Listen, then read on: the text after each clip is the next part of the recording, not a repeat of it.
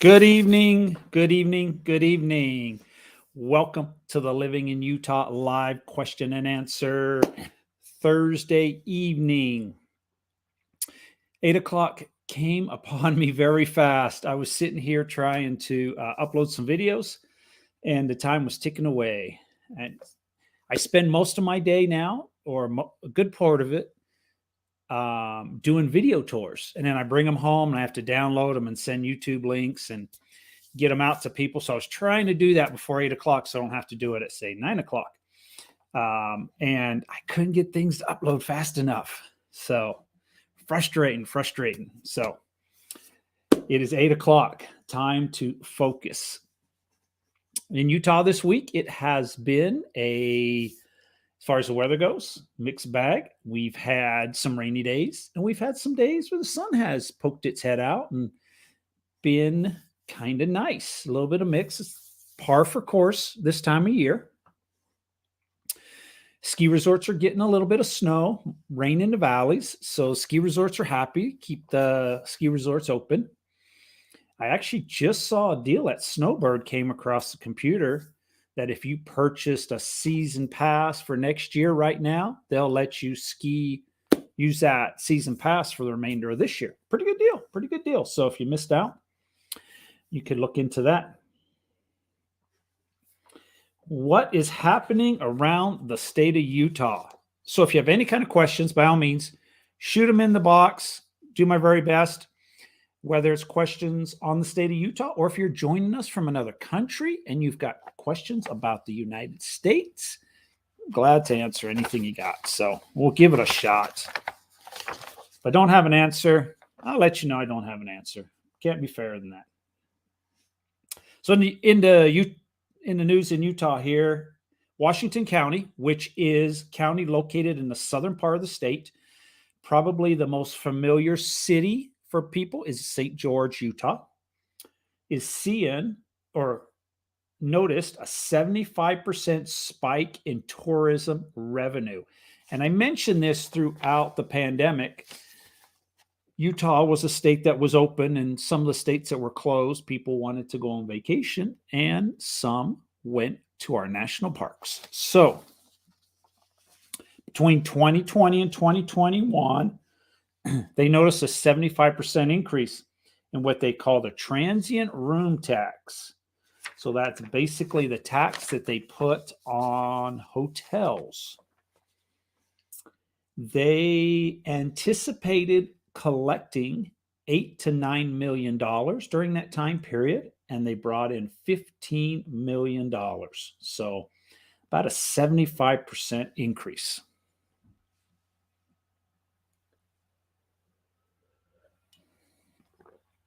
A hard time talking there. So yeah, revenue was up. So good. And not only, we're talking room tax. What I really like about that is there's a lot of mom and pop businesses around our national parks and the cities that surround the national parks. And they all benefited during a time that some businesses were struggling in the country. So it's good to see. I like seeing things like that. It's good to know. Really, really good to know. So we just had the state legislature session wrap up here. And in that was one of the bills. We are going to have 2 new license plates designs coming to Utah. If you're not familiar, in Utah, on our license plate, you can get a variety of backgrounds. But over to the left, you will see different designations. Some of the popular ones are for like the local colleges, BYU, UAU, Utah State, Weber State. Huntsman Cancer Institute is on some. A lot of military, you'll see Air Force, all branches of service. So you pay extra for those license plates, and a portion of that money, a certain amount, goes towards that particular group or association or program like the Huntsman Cancer Institute.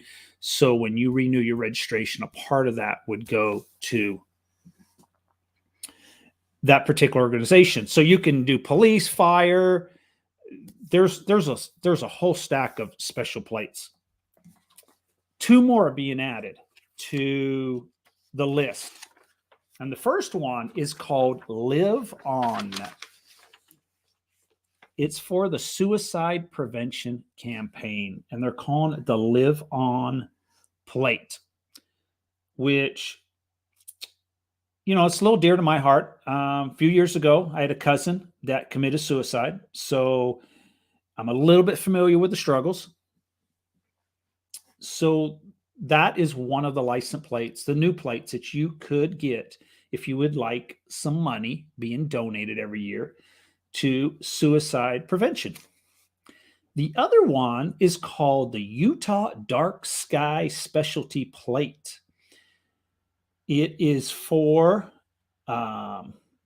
what they call the dark sky. And some people may not be familiar with this and might think I'm joking, but it's serious. This is the truth. We have light pollution. The Dark Sky Committee tries to enforce light pollution. So when you fly into a major city and you see all this white light above a city, they consider that light pollution. What they're trying to do is to reduce that. Cities who do have light pollution, people who want to use their telescopes, view the stars, have a difficult time seeing because of the light pollution that is out there. So there's an effort out there to reduce light pollution in Utah, in most cities, not every city. I don't know the city building code for every city, but quite a few cities. If you are building commercial property right now, you have to have dark sky compliant lights.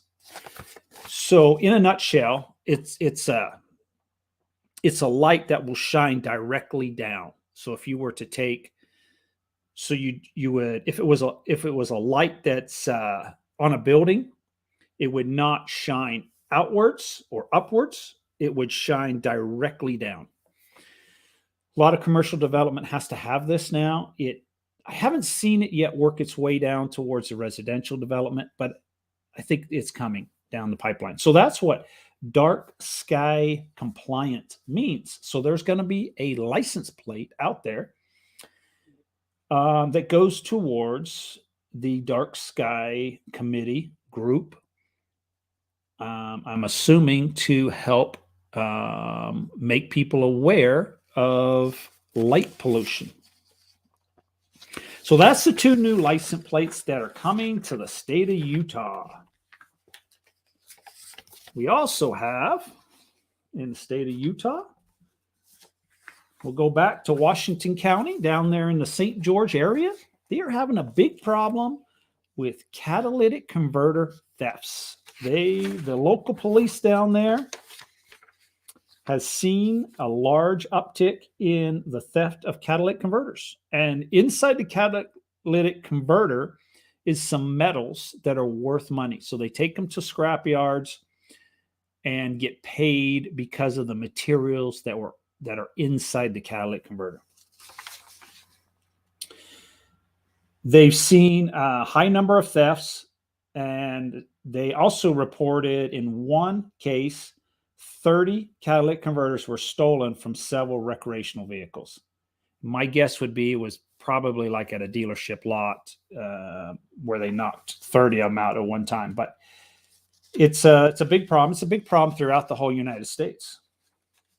Catalytic converter theft. The metal is worth a lot of money. And I would imagine fuel theft will be on the rise. On the rise. So, yep. We also have an article that came out.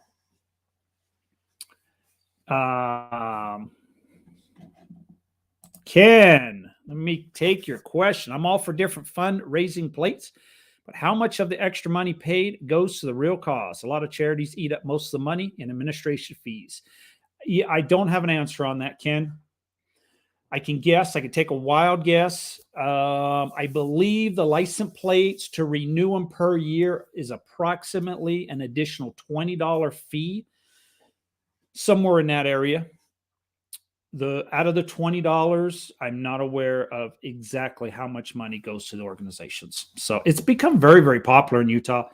It started out with just a handful of groups, and now I see all kinds. There's breast cancer, Huntsman Cancer Institute, a lot of medical ones, some other medical organizations too.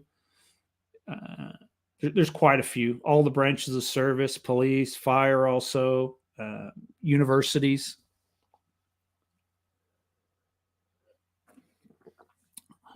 It's a form of advertisement.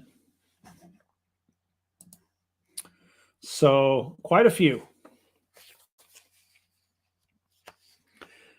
So interest rates rose yesterday. Well, the Federal Reserve raised the federal rate. So that in turn typically raises interest rates for just about everything else, whether it's a car loan, credit card, mortgages, etc. So there was an article, will raising the interest rates affect prices in Utah? And the short answer from the article was no.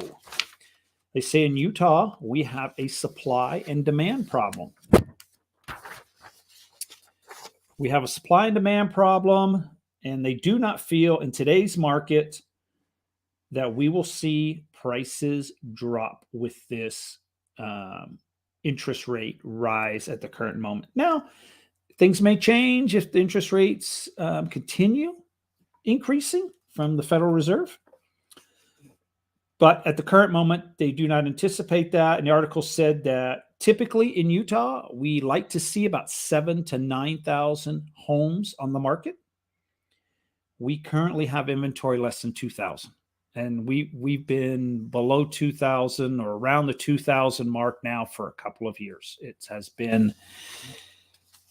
So what it might do, I don't anticipate prices to come down. It might might push a couple people out of the market that maybe are going to be priced out a little. Instead of seeing maybe 15 offers on a home, maybe we see 12, maybe we see 10, maybe we see 8. But that in itself probably will not lower the pricing of the homes. So that's my take on it. Yep. So the article basically said because we got low inventory, they do not see the pricing changing. But on a note, though, I did listen to the Federal Reserve or a little bit, caught a little bit of it yesterday, was really interested in it. I believe it was either 6. They're going to meet 6 or 7 more times this year, the Federal Reserve, to talk about the interest rate and also things like jobless claims and inflation. So they say that they may raise the rates throughout the year. And they can always change their mind. So, there's rumors probably back from last November that they were going to raise the rates, and December came, and January, February, March. So just because they meet doesn't necessarily mean that they may raise them again. So love your content. Thinking of moving my family of 5 kids to the Salt Lake City area. Remote work, so I have some flexibility with the area. Any more rural recommendations with a good school district, new homes? Okay. Wow.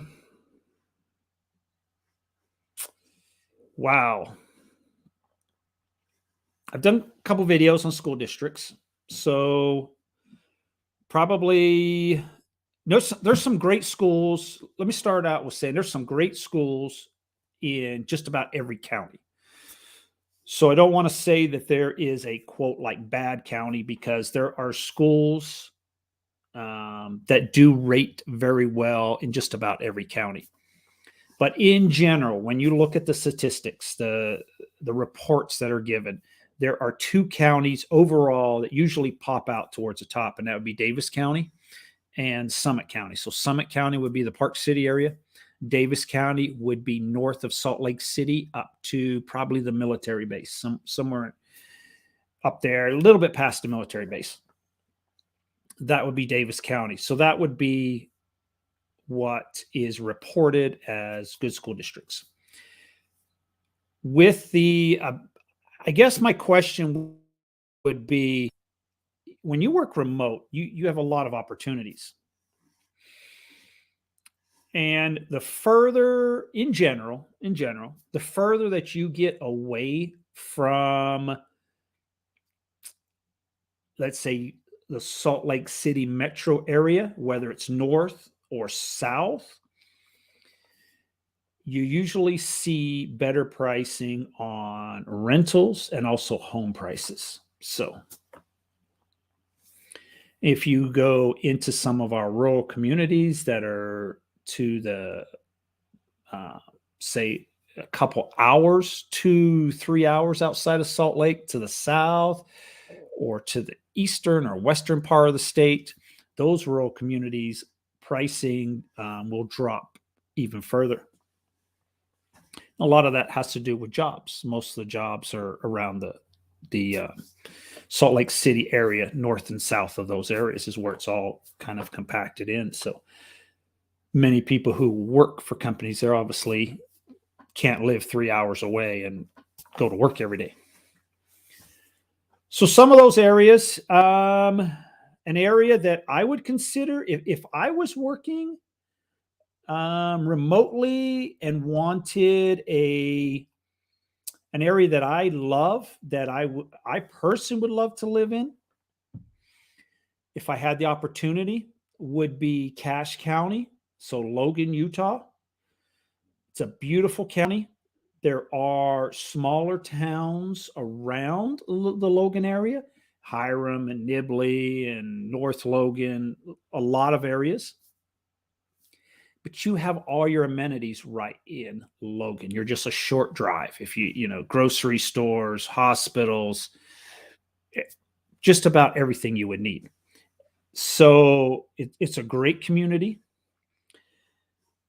And that would probably be an area that I would personally would definitely take a look at. So,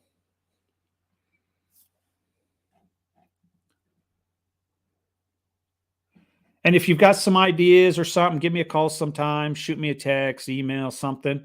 If you've got some areas on your mind or in particular, I could point you, in the right direction, or maybe some other ideas. So, Oscar. Oh, you want Cache Valley? I was just talking about Cache Valley. How's the quality and variety of internet providers in Cache Valley? Is there fiber providers? I'm not 100% certain on that. I do believe you've got Comcast is in the area, CenturyLink, but fiber, I'm not too sure if they put fiber in Cache County. Definitely not 100% certain, but Cache Valley is a great area. Love Cache Valley. Love my trips up to Cache Valley. I said I would love to live. I would move tomorrow to Cache Valley if I could, but unfortunately, working in the Salt Lake City metro area, north and south, it's just too far of a drive for me. So, good evening, Jeff in California. How is California doing these days? I'm anticipating a move to Utah for a new job opportunity, but never lived where it snows. How can I best prepare to live where there is real winter with snow? Okay. Basically, it's no big deal in general. It's different than, say, Southern California weather, definitely.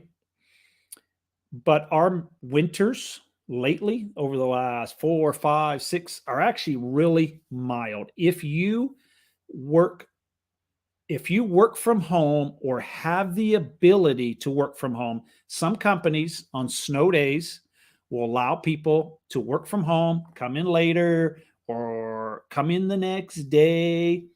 You have it absolutely made. Absolutely. It typically on a snowfall, if it's snowing right now, the plows get out, the roads get cleared within 2, 3, 4 hours, especially if the snow stops. If it snows and then stops, the streets are going to be plowed. They cover the main roads first, of course, the interstates, the busiest roads, and then the side streets. So maybe in your neighborhood, it might be a little bit slower before the city gets around. But if you have the ability to work from home and just watch it snow outside, it's ideal. It's a piece of cake. Just, once you see the roads are clear, you have dry pavement and you just drive down the road just like any other day. You might have a little bit of rain or a little bit of moisture when it's melted, but it's really nothing. If you plan on living in the mountain towns, so like say Park City, Eden, Huntsville, Liberty, a little bit different up there because you're in the mountains. So they do receive a larger snowfall, takes longer to clear the roads. So a little bit different up there. But if you're along the valley floor from Provo up to Logan, they take care of the roads really, really well. If it snows in the middle of the night, a lot of times I can wake up in the morning, even the city streets are out and they've already pushed the snow out of the way. So I guess it really depends on if you have to drive in the snow. Now, if you do have to commute in the snow, you have to get to a job, you're a medical professional, something like that, somebody's having a heart attack and you just can't say, hey, time out. When the snow clears, I'll be there. But it's serious when someone's having a heart attack. Then you would have to, my recommendation 100% would be something that is all-wheel drive, four-wheel drive, and put some good winter tires on and you'll be able to go anywhere. So if you have to get to a job, you'll make it just take a little longer. If you wake up in the morning, you see the snow outside and you're snowing actively, and it usually takes you 20 minutes to get to work, 30 minutes, leave an extra 15 minutes earlier. That's what I do. If I've got an appointment, I know it's snowing, I'll leave earlier and I'll take my time. Speed limit might be 50, 45. I'm doing 10, 15 mile an hour below it. So that's about it. But sure, reach out to me if you got other questions about it or something like that, by all means, and we can have a phone conversation. Hello, Curtis. Okay, we feel drawn to Ogden or Lehigh area as it seems like there is great growth. Correct, 100% correct. So both are great areas. Let me just say on the Lehigh area, okay? And I'm not going to say it's like a negative or something like that, but if you're working remotely, then the pricing in that whole Lehigh area, that's where we have what we call silicone slopes, a lot of tech companies moving in. So a lot of people who work for those companies have to live in those areas or would like to live in those areas. I've noticed that a lot of people that work for the tech companies work some long hours. They like to have a short commute. They'll put 10, 12, 14 hours in. So home prices there, you will pay a premium. If you're buying or renting, you will pay a premium. So if you work remotely, then you may not need to pay the premium price by living in that particular area. So, and I work with people that have to live in that area. They work for some of the companies and they work long days, long hours, and it's understandable. So it's not, I don't want to say it's a negative or con, I guess, but it's a great area though. Great area. I love the area. But for somebody like myself, I would not move into that area because I'm not willing to pay the premium price to live there when I don't work for any of those companies, Google and all the other tech companies that are down there. So I don't go to any of those buildings. So no need to. So I'm not willing to pay that premium price to be right there. So but great areas. Both will be great areas. Trying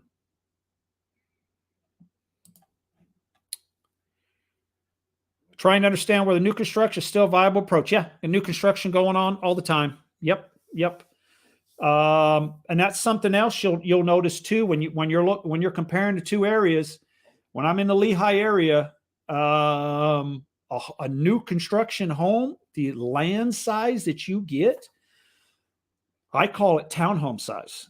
I mean, I've been in many homes, and it's your outside space. Your outside space. It's literally like 5 feet on each side of the house, and then maybe 15 yards in the backyard. What you would see, like what I see in a townhome in many other areas. But housing is in such demand in that area that the builders can get away with these wee little dinky weaky little lots that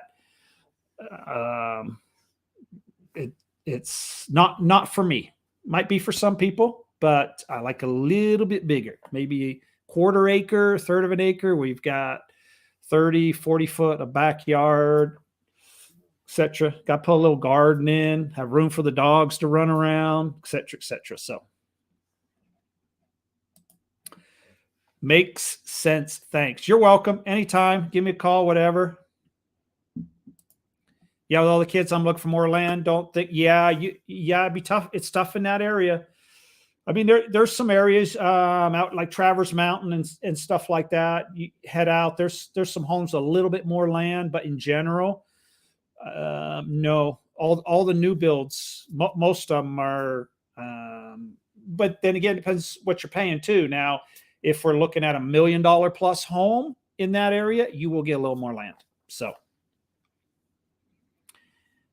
But that's the kind of like the state of the market that we have going on in that area right now. It's a great area though. Great area. Love that area. But I always joke that you can tell the money that is in that particular area. They built a Porsche dealership right off the freeway exit. So they must feel like they will be selling those cars right there. So Chris, selling my home here in California, moving to Utah this summer. My work is in Lehigh. Any tips? Yes, very similar to the other. Lehigh's a great area. If you will be working in Lehigh, I guess depends on how far you want to travel to work and back. That area is in high demand. It's a high demand area, smaller lots. So, but there's some choices around there too. If you're, you can do a lot of South Salt Lake is nice. Draper, Sandy, South Jordan. Some of those areas are great. It's, I particularly like those areas because you're in between both. So you've got work down there in Lehigh. But if you want and when you come home, if you enjoy restaurants and concerts and jazz game and University of Utah sports or anything like that, or baseball game, you're right there on the south end of Salt Lake Valley to make a trip up there, which is nice. Lots of great things to do in the Salt Lake Valley. So you commute 45 minutes now. Well, if you commute 45 minutes now, wow, the spectrum is wide open. You could be in North Salt Lake. You could be, if you were like, say, Draper, South Jordan, Sandy, those areas, you're probably into Lehigh. I don't know. I can usually make about 15 minutes, 20 minutes, if there's some traffic, but you're not far down the road at all. No. But will you be working for one of the tech companies there in Lehigh? Oscar, should decrease or at least stop increasing quickly home prices next year on cities far away from Salt Lake area like Logan and Tremonton? I think it's really going to depend on where we go with interest rates. So if we continue a climb and we do see if we get 0.25% rise over the next 6 to 7 Fed meetings this year. That would be if we had 1%, so another 1 to 1.75%. So we could be 5 to 6%. Let's say 5 to 6% on interest rates. Possibly could definitely slow it down. You're actually, Oscar, in a good area though. If you're looking at Cache County, Logan and Tremont pricing is fantastic. I think pricing is great. Some beautiful areas. I love that area. I love going up to that area. So I love the Tremont area. Probably one of my favorite. Tremont area is definitely more of kind of a country lifestyle feel. It's small town America, but you're a quick drive into, what I like about it is you're a quick drive into Logan, but you're also a quick drive into Ogden. So if something is not available in one city, you have another city that's only right down the road. So like that area. Do like that area. And I think there's great deals. There's great deals up there right now in both areas. So I think you're great area. Great questions this evening. Appreciate it. Love the questions. I love doing these question and answer sessions. I love the state of Utah. I love where I live. So somebody asked me if I had to move, where would I move to? And I really don't know. I really don't. My wife's family is in Idaho, so we would probably consider something like that. I attended a home buying seminar through a federal credit union that was offering 20% off of the closing costs. How can they afford to do that? Okay. So the way they are doing that, they're basically they're making it up as you make monthly payments. They're not charging you extra, but their statistics show that you will more than likely be in the home X amount of years, and they're going to collect X amount of money off of you during that time period. So they also do it with car loans. You're probably not aware too that a lot of, when you go to a car dealership and you finance the car loan through at the dealership, whether they use a bank or a credit union, most of those institutions pay the dealership money for that loan, a flat fee, $300, $500, $1,000. They all negotiate their own deal. And where the banks get their money, typically people keep the car for a while, so they're collecting that interest to get the business. Very similar. My one thing with and I've got a video coming out. It's one of my tips on this, but if you are using a credit union or let's say a internet banking company, ask them, will they recommend you and stand behind you? And are they willing to make a phone call for you? Because in this tight market, it's tough. And the way some deals are won is sellers want to feel warm and fuzzy about the deal. And sometimes that means just a pre-approval letter sometimes does not cut it.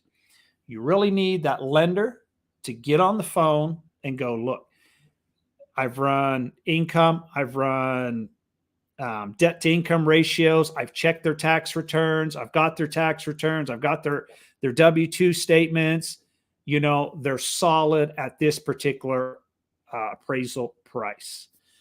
So that's my one question. If you do use somebody like that, is to ask them the question. When I put a home under contract, are you willing to make that call and say, hey, I'm a good qualified person? So, and that's some sellers, they want that reassurance. They want to make sure that it's going to make it to the closing table. So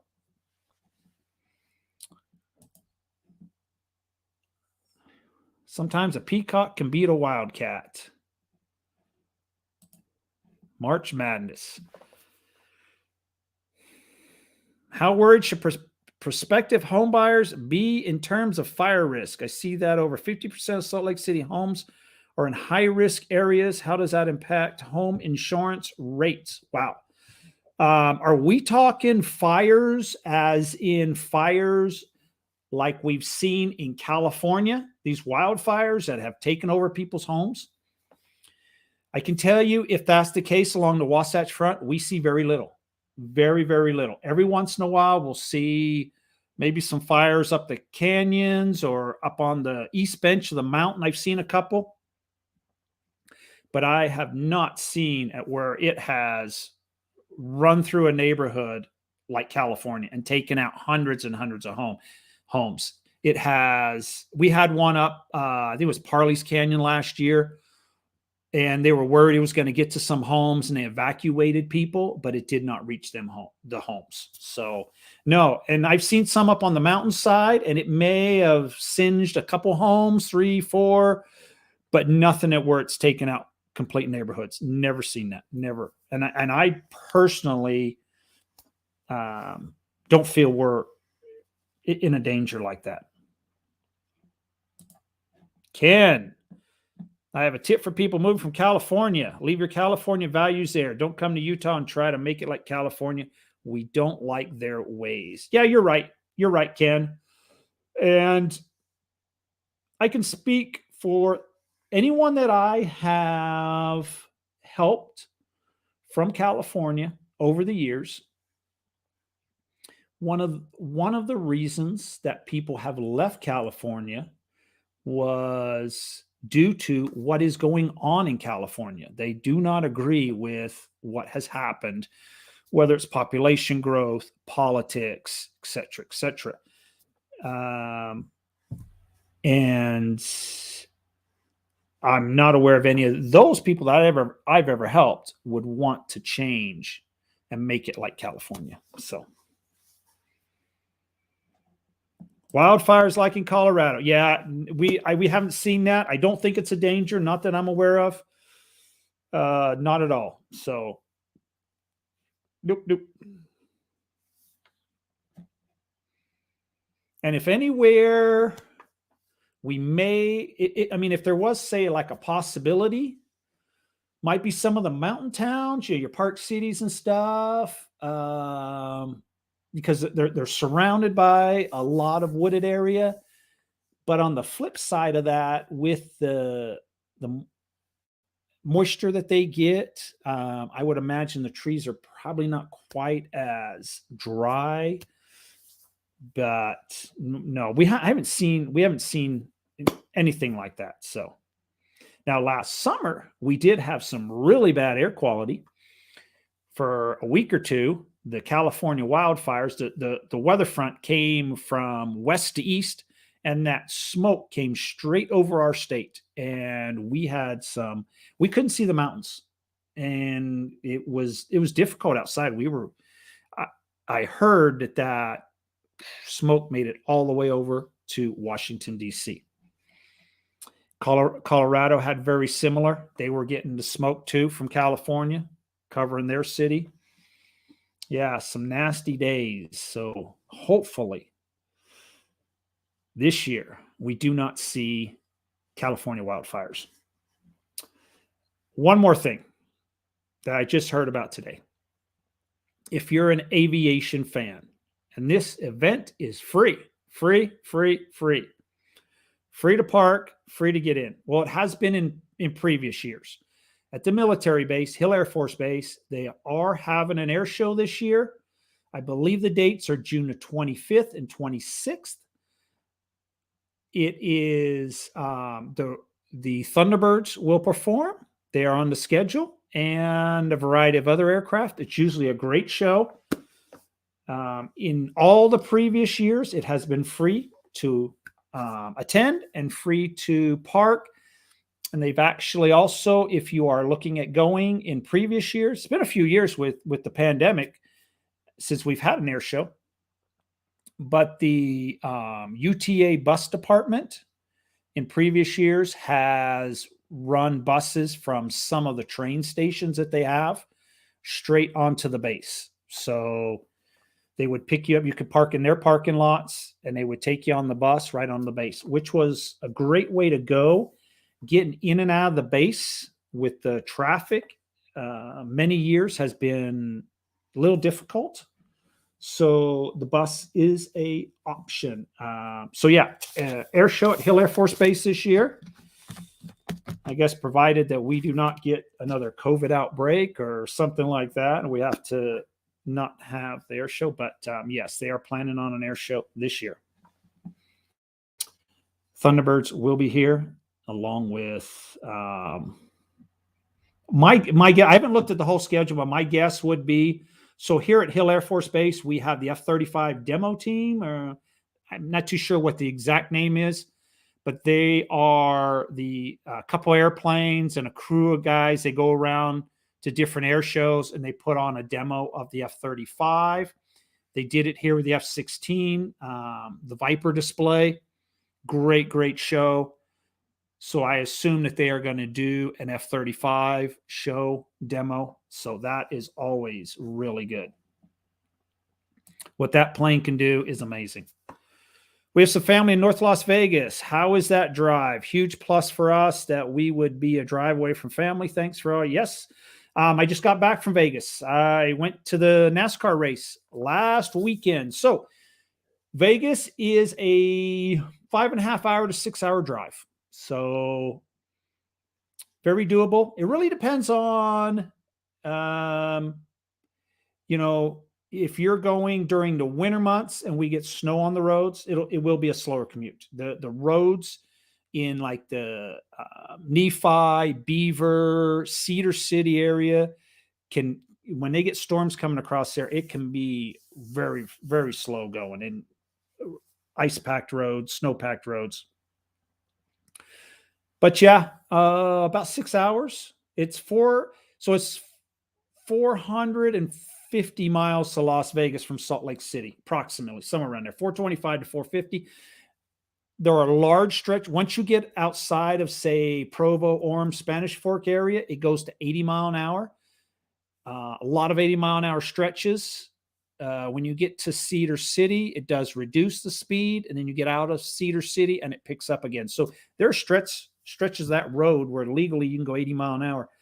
And I can tell you that I had a few people going by me that were doing at least 100 miles an hour on that road. UTA is great service. Yes. Get off the Front Runner North Temple and get on the green tracks into Salt Lake City downtown quickly. Yes. Great way. When we, every once in a while, we'll go to, say, the University of Utah football game or basketball game. Few of us middle-aged men who find a little bit of boredom, I guess, and we want to go see a game. We'll take public transportation to the games. It's pretty much the only way to go. So it's a nice way to go, I should say. Yeah. Yep. 100%. Totally agree. Yep. And actually, when I think again about North Las Vegas, you actually might be maybe, a little quicker to Vegas. Because like when I went to Vegas this time, we stayed at the Luxor. So I had to go all the way through Vegas to get to the Luxor. North Las Vegas would actually be a little bit quicker. Probably is, 20 minutes quicker. Probably takes 20 minutes to get through Vegas, I would imagine. So yeah. Yep. No problem. A lot of people make the trip. So you can fly too. You can fly out of Salt Lake City. There's flights. Southwest is 5, 6, 7 flights a day into Las Vegas. Any more questions this evening before I call it a night? I appreciate all the questions. It has been great. I'm going to call it an evening then. Thank you very much.